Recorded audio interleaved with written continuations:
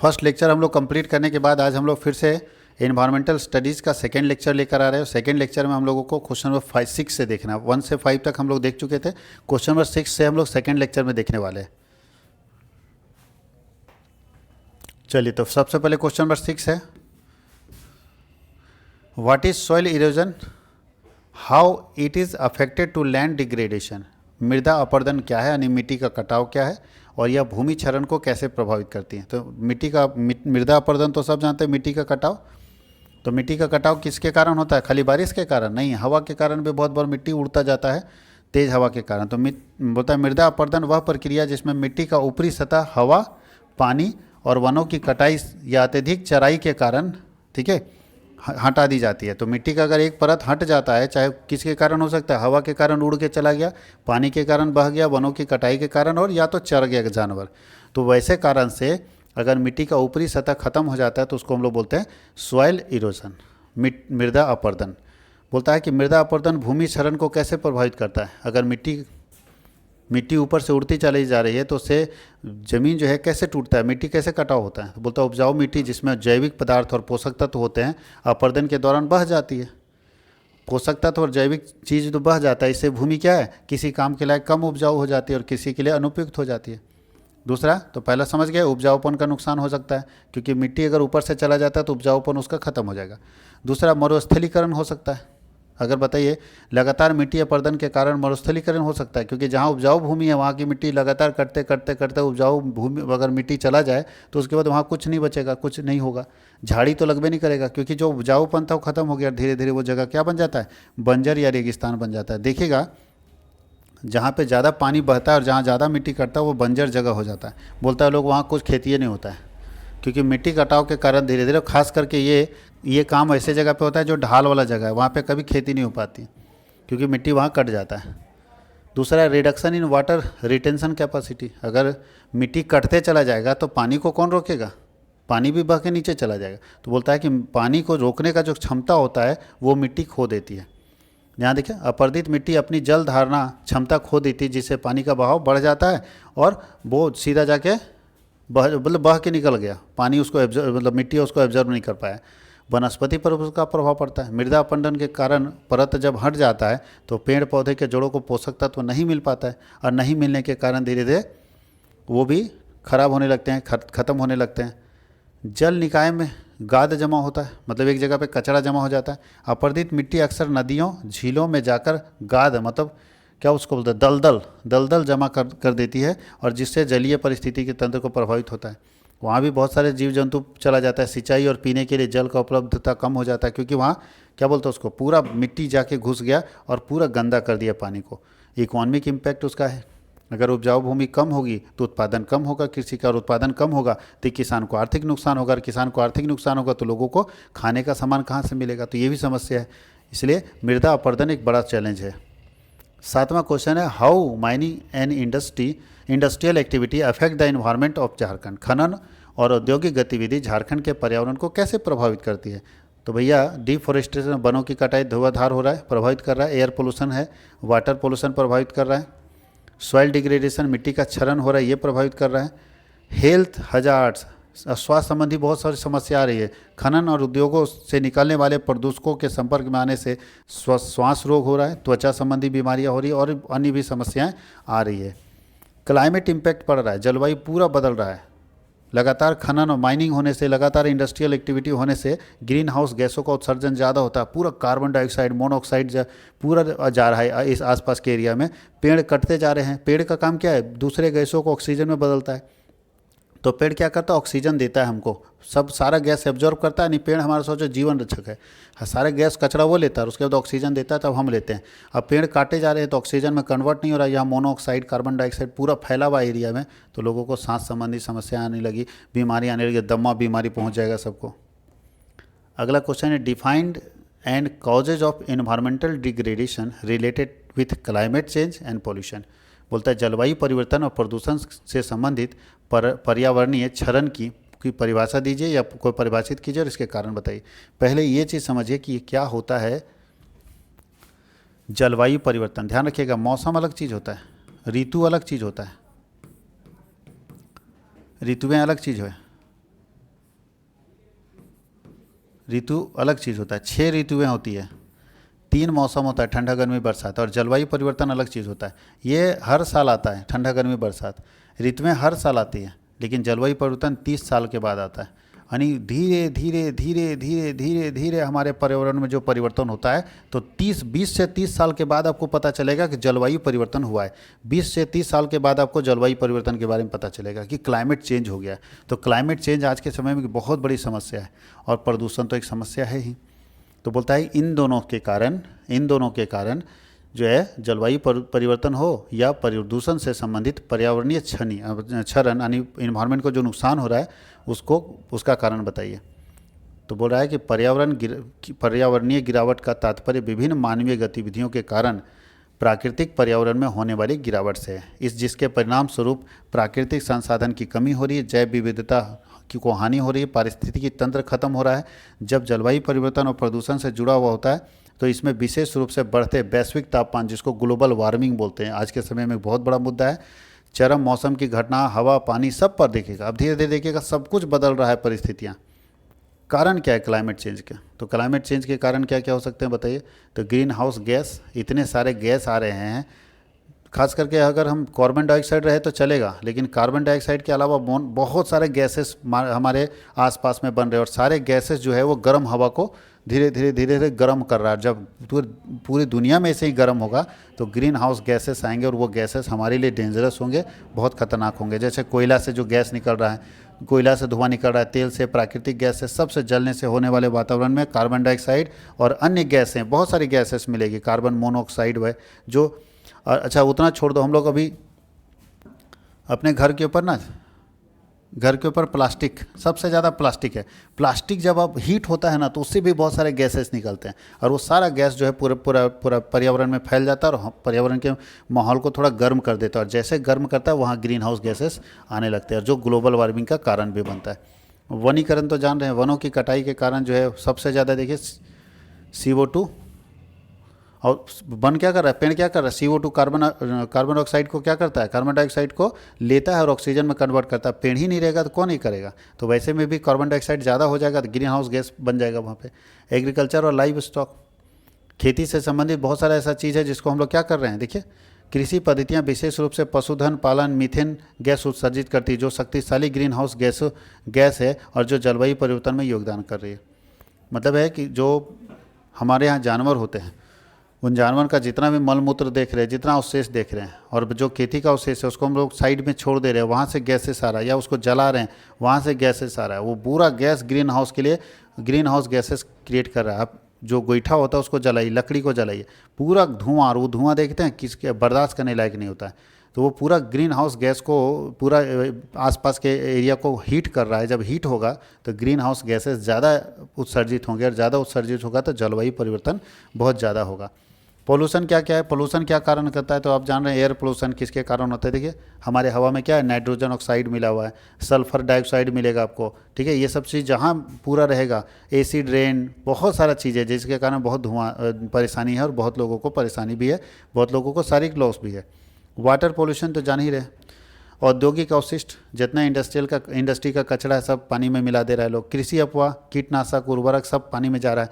अनुचारित सीचेज जल, कोई भी सीपेज नहीं है, सीचेज नहीं है, सीधा सीवेज का जल चला जा रहा है, कचरा पानी चला जा रहा है, जिससे हम लोगों को लॉस हो रहा है। सॉइल पोल्यूशन भी हो रहा है, मिट्टी अपरदित हो रहा है। बताइए इंडस्ट्रियल अवशिष्ट, इंडस्ट्री का कचरा, केमिकल, प्लास्टिक, ये सब के कारण धीरे धीरे मिट्टी दूषित होती जा रही है, और दूषित होने के कारण कृषि उत्पादकता कम होती जा रही है, और पारिस्थितिकी तंत्र को नुकसान पहुंच रहा है। इम्पैक्ट क्या पड़ रहा है इसका, तो भैया आप चाहे ग्लोबल वार्मिंग हो, क्लाइमेट चेंज हो या पोल्यूशन हो, उसका इम्पैक्ट पहला पड़ रहा है कि बायोडाइवर्सिटी लॉस, धीरे धीरे सब कुछ खत्म होता जा रहा है। जलवायु परिवर्तन और प्रदूषण के कारण बायोडाइवर्सिटी मतलब जो जीव जंतु पेड़ पौधे उसके आवास नष्ट होते जा रहे हैं, और धीरे धीरे ये प्रजातियाँ खत्म होती जा रही हैं। इंसान तो है जिंदा, लेकिन बाकी जीव जंतु खत्म हो रहे हैं। हेल्थ इशू, इंसानों को हेल्थ इशू हो रहा है। वायु और जल प्रदूषण से श्वसन संबंधी यानी श्वास से संबंधित बीमारियां, जल जनित बीमारियां, दीर्घकालिक समस्याएं उत्पन्न हो रही है। नेचुरल डिजीज आ रहे हैं, प्राकृतिक आपदा आ रहा है। अगर हम सही से जलवायु परिवर्तन को नहीं ध्यान देंगे और अगर हम पोल्यूशन को नहीं ध्यान देंगे तो जलवायु परिवर्तन से तूफान, बाढ़, सूखा, ये सब जैसी बड़ी बड़ी बीमारियां आ रही जो नेचुरल डिजास्टर है। एक बार बाढ़ आएगा, तेज़ हवा, सोचिए ना कि कोई आदमी सोच सकता था कि सऊदी अरबिया जो प्योर रेगिस्तान है वहाँ पे बाढ़ आ जाए? देखिए अभी सऊदी अरबिया में बाढ़ आ गया, बताइए तो। और वो बाढ़ की मत बोलिए, बह गया पूरा। अब ये समझ ही नहीं आता है। भारत में राजस्थान में जो रेगिस्तान का एरिया, वहाँ बोरिंग कोई कर रहा था, इतना पानी निकला, इतना पानी निकला कि पूरा तालाब बन गया है। कोई सोच ही नहीं सकता कि वहाँ पानी कैसे आ गया। तो कुछ भी हो सकता है भाई, ये चीज़ ध्यान रखिएगा। तो हम लोग क्लाइमेट जैसा चेंज कर रहे हैं, बहुत डेंजरस हो रहा है। और रिसोर्सेस डिप्लेशन, संसाधन का लगातार ह्रास हो रहा है, संसाधन लगातार खराब होते चले जा रहे हैं।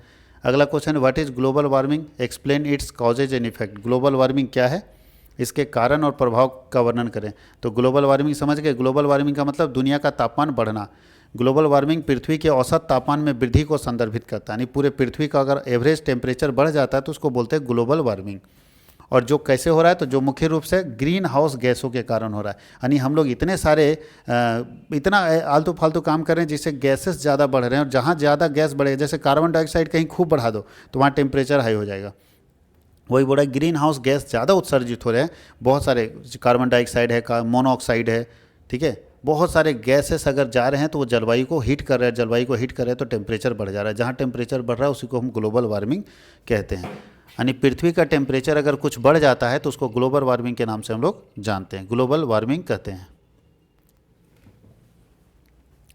अब बोला कि कारण क्या है, तो फिर वही मानव जनित ग्रीन हाउस गैसों का उत्सर्जन, जैसे CO2 कार्बन डाइऑक्साइड बहुत बड़ा कारण है। वनों की कटाई, जो कार्बन डाइऑक्साइड को ऑक्सीजन में कन्वर्ट करेगा उसको काट रहे हो तो कार्बन डाइऑक्साइड रह जा रहा है। औद्योगिकीकरण और शहरीकरण, ज़्यादा इंडस्ट्री लगाने के चक्कर में पेड़ काटे जा रहे हो, शहर बसाने के चक्कर में पेड़ काटे जा रहे हो। और जितना शहर बस रहा है, इंडस्ट्री लग रहा है, सब कचरा लेकर आ रहा है। ऊर्जा खपत, हम लोग ज़्यादा ज़्यादा जीवाश्म ईंधन का उपयोग कर रहे हैं, जैसे कोयला खूब जला रहे हैं तो कहाँ जाएगा वो, जितना धुआं छोड़ रहा है सब। ग्लोबल वार्मिंग के प्रभाव क्या पड़ेंगे, तो पृथ्वी का औसत टेम्परेचर बढ़ जाएगा। देखिए बढ़ा है 150 सालों में 1.5 डिग्री से लेके 1 डिग्री सेल्सियस से लेके 1.8 डिग्री सेल्सियस तक बढ़ गया है। अब तुम लोग लगा 1 डिग्री से क्या हो जाएगा, अरे 1 डिग्री से क्या हो जाएगा, बहुत बड़ा इम्पैक्ट पड़ेगा। दूसरा ग्लेशियर, अच्छा जब पृथ्वी का तापमान बढ़ेगा तो ग्लेशियर पिघलेगा, जो बर्फ़ है पहाड़ों पर वो पिघलेगा। और जब पिघलेगा तो कितने स्पीड में पानी आएगा, कितनी नदियों में बाढ़ ला देगा, और कितने जो नदी के किनारे वाले क्षेत्र हैं उनको बहा के लेके चल जाएगा। एक ही बार उत्तराखंड में आया था, आप सुने होंगे केदारनाथ में, सोचिए उतना पानी आया कि तबाही मचा के चल गया। उसको आप रोक नहीं सकते जब ग्लेशियर पिघलना शुरू करेगा तो ग्लेशियर और बर्फीले आवरणों का पिघलना वो भी खतरनाक है। समुद्र का स्तर भी बढ़ जाएगा। समुद्र का स्तर बढ़ने का मतलब समझते हैं ना, कि आप बोलते हैं कि हम मुंबई गए हैं समुद्र के किनारे, बताओ समुद्र का अगर स्तर बढ़ेगा तो पूरा मुंबई में पानी भर जाएगा। आप बोलते हैं कि हम गोवा गए हैं घूमने के लिए, तो समुद्र का स्तर बढ़ा तो गोवा में पानी घुस जाएगा, उड़ीसा में घुस जाएगा, पश्चिम बंगाल में घुस जाएगा, कहाँ बचिएगा, घर द्वार सब डूब जाएगा अगर समुद्र स्तर बढ़ा तो इसका यहाँ देखिए लिखा है, ग्लेशियर और बर्फीले चादरों के पिघलने से समुद्र का स्तर बढ़ रहा है, जिससे तटीय क्षेत्रों में बाढ़ का खतरा बढ़ रहा है, कि बाढ़ आ सकता है। प्राकृतिक आपदा आ सकती है, अगर ऐसी समस्या आती तो उससे क्या होता है, टेम्परेचर हाई होने के कारण सूखा, बाढ़, जंगल की आग, गर्म हवाएं बढ़ रही है, जंगल में आग लगेगा गर्मी के कारण, गर्म हवा है, मानव के साथ भी दिक्कत हो सकता है क्योंकि 50 डिग्री टेम्परेचर जा चुका है। जैव विविधता पर भी उसका प्रभाव पड़ेगा। अब चलते हैं question number 10, effect the climate change on whether pattern and ecosystem. मौसम पैटर्न और पारिस्थितिकी तंत्र पर जलवायु परिवर्तन का क्या प्रभाव है।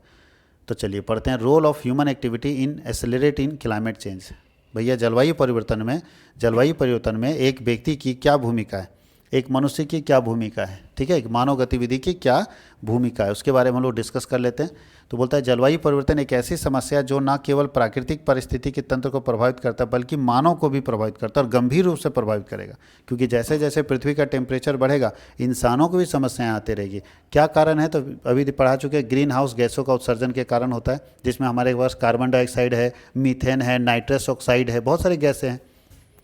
वनों की कटाई के कारण हो रहा है, औद्योगिकीकरण और परिवहन के कारण हो रहा है, कृषि और मवेशी पालन के कारण हो रहा है, कृषि के कारण भी मीथेन गैस आ रहा है, मवेशी पालन के कारण भी आ रहा है समस्या, शहरीकरण, लोग शहर में बस रहे हैं, ज़्यादा कचरा कर रहे हैं, गंदगी ज़्यादा फैला रहे हैं, मौसम के पैटर्न और पारिस्थितिकी के तंत्र पर जलवायु के परिवर्तन का क्या प्रभाव। बोलता है कि जलवायु परिवर्तन पर मौसम के पैटर्न, जो मौसम चेंज हो रहा है उसका क्या प्रभाव पड़ रहा है, ग्लोबल वार्मिंग उसका क्या प्रभाव पड़ रहा है क्लाइमेट चेंज पर। मौसम अगर बदल रहा है तो क्लाइमेट चेंज पर उसका क्या असर पड़ रहा है, तो मौसम के बदलने से क्लाइमेट चेंज पर भी असर पड़ रहा है। देखिए क्या क्या, तो अधिक गर्मी आ रही है, क्लाइमेट चेंज हो रहा है और उसका मौसम पर असर पड़ रहा है कि बहुत गर्मी, देखिए ना गर्मी लंबी होती जा रही है और बहुत हाई टेम्परेचर चला जा रहा है, अधिक वर्षा और बाढ़ हो जाती है, सूखा और पानी की कमी आ जा रही है, कभी सूखा आ जाता है कभी पानी कमी आ रहा है, और तूफान खूब ज़बरदस्त आ रहा है। पहले देखिएगा इतना तूफान नहीं आता था जितना अब आ रहा है। तो हम लोगों के कर्मों का नतीजा है, कर्मों का फल है, जो हम कर रहे हैं वही हमको मिल रहा है। प्रदूषण क्या है और इसके सोर्स क्या हैं और इसका समाधान क्या है, तो सब जानते हैं। प्रदूषण का मतलब समझ रहे हैं ना, इसके स्रोत क्या क्या बताइए। तो माइनिंग से आता है प्रदूषण, धूल गैस ये सब माइनिंग के कारण आता है, औद्योगिकीकरण के कारण आता है, इंडस्ट्री के कारण आता है। ठीक है, हमारे देश में जैसे हमारे झारखंड में टाटा स्टील है, बोकारो स्टील है, जिंदल है, अदर बहुत सारे हैवी इंडस्ट्री है। वाहनों का धुआं, व्हीकल, जितने हमारे यहाँ गाड़ियाँ चलती है, कार्बन मोनोऑक्साइड छोड़ता है, नाइट्रोजन ऑक्साइड छोड़ता है, नाइट्रस छोड़ता है। और क्या है, कृषि गतिविधि के कारण भी होता है। बहुत बार ऐसा होता है कि हम लोग क्या करते हैं, जला देते हैं खेत में ही, उसके फसल के अवशेष को जला देते हैं। ठीक है, ये सब पराली जिसको बोलते हैं, पराली जलाना, कृषि रसायन, बहुत सारे केमिकल यूज कर रहे हैं खेत में, तो वो सब के कारण भी गैसेस बनते हैं। डोमेस्टिक पोल्यूशन तो जान ही रहे हैं, लकड़ी से खाना बनता है ना, गोईठा से खाना बनता है, कोयला से खाना बनता है, बायोगैस से खाना बनता है। तो उसके कारण क्या, कार्बन डाइऑक्साइड, सल्फर डाइऑक्साइड और पार्टिकुलेट मैटर, ये सब बहुत सारा उत्सर्जित होता है, जो कि हमारे आसपास के वातावरण को, पोल्यूशन को डिस्टर्ब कर रहा है, ख़राब कर रहा है। इफेक्ट क्या पड़ेगा, तो मानव स्वास्थ्य पर प्रभाव पड़ेगा, खतरनाक प्रभाव पड़ेगा। क्या क्या होगा, तो भैया बोलता है वायु प्रदूषण से सांस संबंधी बीमारी होगी, जैसे अस्थमा, ब्रोंकाइटिस, फेफड़े के कैंसर का खतरा बढ़ जाता है। इसके अतिरिक्त यह दिल की बीमारी और स्ट्रोक का खतरा कारण भी बनता नहीं था, हार्ट अटैक आ गया। पर्यावरण पर प्रभाव क्या पड़ेगा, तो वायु प्रदूषण के कारण मौसम में बदलाव आ रहा है, जिसके परिणाम स्वरूप अधिक गर्मी आ रही है, असामान्य वर्षा हो रहा है, धुंध फैल रहा है, तो ये सब समस्याएं भी आएगी। जलवायु परिवर्तन तो हो ही रहा है, टेम्परेचर बढ़ रहा है और जलवायु परिवर्तन हो रहा है। दृश्यता में कमी, लोग धुंध और काले धुएं के कारण सामने दिखाई नहीं दे रहा है, सड़क पर चलने, वाहन चलाने और हवाई यातायात में समस्या आ रही है, एक्सीडेंट का खतरा बढ़ रहा है, दुर्घटना ज़्यादा हो रहा है। वायु प्रदूषण का समाधान क्या करेंगे, तो जस्ट उसका उल्टा कर दीजिए, औद्योगिक उत्सर्जन को कम कर दीजिए कि इंडस्ट्री से धुआं नहीं छूटेगा, कम छूटेगा। हम लोग ऑटोमेटिक मशीन बनाएंगे जहाँ पे कम धुआं हो, या बिजली से चले मशीन। वाहनों में उत्सर्जन को नियंत्रित करना होगा, कंट्रोल करना होगा कि गाड़ियों से कम धुआं निकले, इसलिए देखिएगा BS6 इंजन वाला गाड़ी बना जहाँ धुआं कम निकलेगा। हरित क्षेत्र का विकास कीजिए, कुछ ऐसा एरिया बनाइए जहाँ एकदम हरित क्षेत्र है, जिसके आसपास में कोई गाड़ी नहीं चलेगी, कोई फैक्ट्री नहीं रहेगा, जिसको बोलते हैं ग्रीन जोन बनाइए। जैसे होता है ना, 20 किलोमीटर तक कोई गाड़ी, फैक्ट्री नहीं, 20 किलोमीटर तक कोई गाड़ी नहीं, कोई, बस एकदम सिंपल, वहाँ जाए आदमी तो लगे सुकून है, बस है। जैसे बड़े बड़े शहरों में बन रहा है ये। कृषि में रासायनिक उपयोगों का कम करना, जितना खेती हो रहा है उसमें केमिकल कम यूज कीजिए, केमिकल फर्टिलाइजर्स, रासायनिक खाद कम डालिए, पराली मत जलाइए, उसको दूसरे तरीके से नष्ट कीजिए या उसको खाद बना दीजिए। और पब्लिक जागरूकता, लोगों को जागरूक कीजिए कि जो आप कर रहे हैं इसका खामियाजा अभी भुगतिएगा और आपके आने वाला पीढ़ी भुगतेगा, तो लोगों को जागरूक करना होगा। अगला क्वेश्चन है, what is water pollution, explain it's source, effect and solution. जो जल प्रदूषण क्या है सब जानते हैं, जल प्रदूषण मतलब पानी की गंदगी, और क्या। तो बोलता है झारखंड राज्य में उद्योगों और खनन गतिविधि के कारण जितना कचरा है सब पानी में मिला दिया जाता है, तो जल प्रदूषण एक गंभीर समस्या बन चुकी है। राज्य के विभिन्न हिस्सों में कोयला, लोहा और अन्य खनिज के खाने हैं, जिससे जुड़े उद्योगों के कारण जल स्रोतों में प्रदूषण फैल रहा है। कारण क्या है, तो खनन से निकलने वाले सारे कचरे पानी में डाल दिया जाता है, नदी में मिला दिया जाता है। औद्योगिक अवशिष्ट, जितना इंडस्ट्री से कचरा निकल रहा है, रासायनिक चीज़ है, सब नदी में डाल दिया जा रहा है। और जल का अत्यधिक उपयोग, बोला उद्योग और खनन में के लिए पानी का अत्यधिक खपत होने के कारण जल का सारा उधर यूज कर ले रहा है, तो भाई पीने के पानी लोगों के अंदर पास नहीं आ पा रहा है। बोलता है सामाजिक और परिवर्तनीय प्रभाव, क्या प्रभाव पड़ेगा, तो स्वास्थ्य पर प्रभाव पड़ेगा। अगर जल खराब है तो भैया आपका स्वास्थ्य खराब होगा। ठीक है, बहुत सारी बीमारियाँ होंगी, जैसे दस्त, टाइफाइड, हैजा, ये सब होगा। पर्यावरणीय नुकसान, एनवायरमेंटल हार्म्स, जल प्रदूषण से मछलियाँ और बाकी जो जल जीव हैं वो ख़त्म हो जाएंगे। समाधान क्या है, तो भैया समाधान ये है कि प्रदूषण नियंत्रण उपाय लगाइए कि जल प्रदूषण कम से कम हो। वाटर रिसाइकलिंग कीजिए, जो कचरा पानी उसको फिर से रिसाइकल करके यूज कीजिए, और कानूनी कार्रवाई कीजिए, लीगल एक्शन लीजिए वैसे फैक्ट्रियों के ऊपर, वैसे इंडस्ट्री के ऊपर जो पूरा का पूरा जल को गंदा कर रहा है। व्हाट इज़ नॉइज पोल्यूशन, ध्वनि प्रदूषण क्या है, इसके सोर्स क्या है, इसका सोल्यूशन क्या है। तो ध्वनि प्रदूषण सब जानते हैं क्यों होता है, तो गाड़ियों के कारण, फैक्ट्रियों के कारण। ठीक है, यहाँ देखिए, उस अवांछित और हानिकारक ध्वनि को कहा जाता है ध्वनि प्रदूषण, जो हमारे कानों के लिए ठीक नहीं है। हमारे कान को जितना चाहिए उससे ज़्यादा अगर साउंड मिल रहा है, ये ध्वनि प्रदूषण का कारण है। इसका कारण है शहरीकरण, शहर में बहुत ज़्यादा रहता है, यातायात, उद्योग, कंस्ट्रक्शन, ये सब जो है सब का सब कारण है ध्वनि प्रदूषण का। क्या प्रभाव पड़ रहा है मानव स्वास्थ्य पर?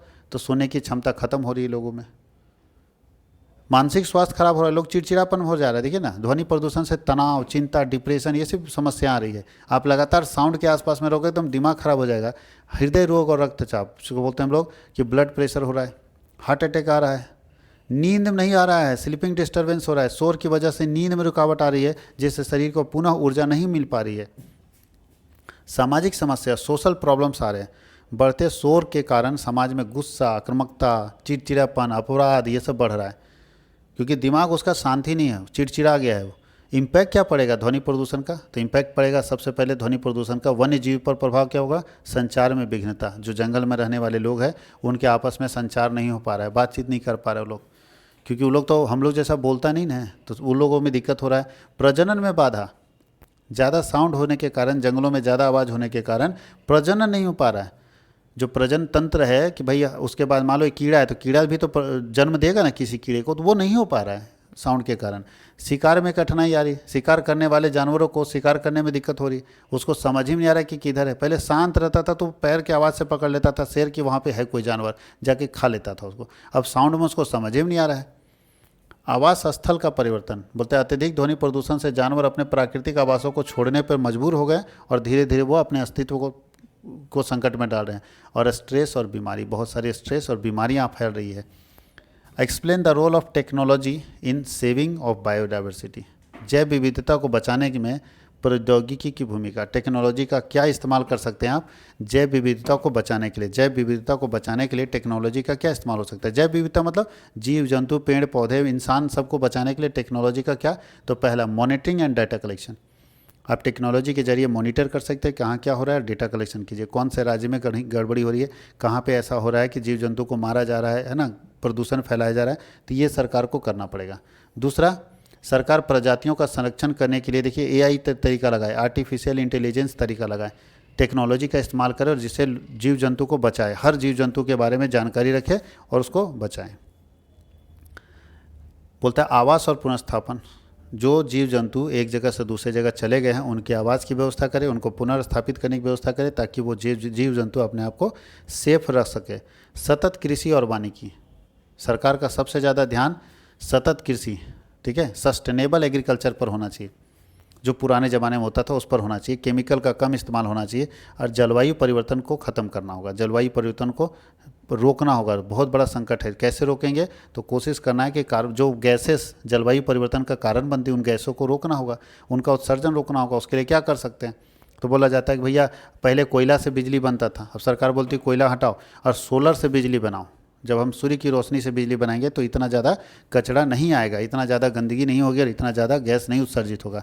और क्या है? जागरूकता और शिक्षा, लोगों को शिक्षित कीजिए कि जो आप कर रहे हैं ना, ये अपने पैर पर कुल्हाड़ी मार रहे हो, ये इसका नुकसान आप ही को होगा, एक से एक बीमारी होगी और आप खुद बर्बाद हो जाएंगे। और सतत मत्स्य पालन प्रबंधन, आपको मछली पालने का एक कंटिन्यूअस ऐसा तरीका लगाना होगा जहाँ पे हम मछली पालन कर सकते हैं, उसके नए नए उपयोग तय करने होंगे। और पूर्व चेतावनी प्रणाली, कोई भी काम करने से, जैसे बाढ़, तूफान, ये सबसे पहले सरकार ऐसा ऐसा यंत्र डेवलप कर लिए, मौसम वैज्ञानिक कर लिए हैं कि आपको बाढ़ से पहले ही बता दिया जाता है कि भैया यहाँ बाढ़ आएगा, हट जाइए। तूफान से पहले बता दिया जाता है कि आज तूफान आने वाला है, अपना देख लीजिए। तो ये जंगल में आग, ऐसे प्राकृतिक घटनाओं की पूर्ण चेतावनी देने के लिए टेक्नोलॉजी का इस्तेमाल किया जा सकता है। तो ये हम लोग 2 वीडियो बनाकर पूरा का पूरा कॉन्सेप्ट क्लियर कर दिए। 13-14 क्वेश्चन हम लोगों को दिए, इससे बाहर आपके पास नहीं आएगा। आप इतना क्वेश्चन करके जाएंगे तो इन्वायरमेंटल स्टडीज़ आपका ज़बरदस्त होगा, ठीक है। अब हम लोग अगला वीडियो देंगे दूसरे सब्जेक्ट का। Thank you.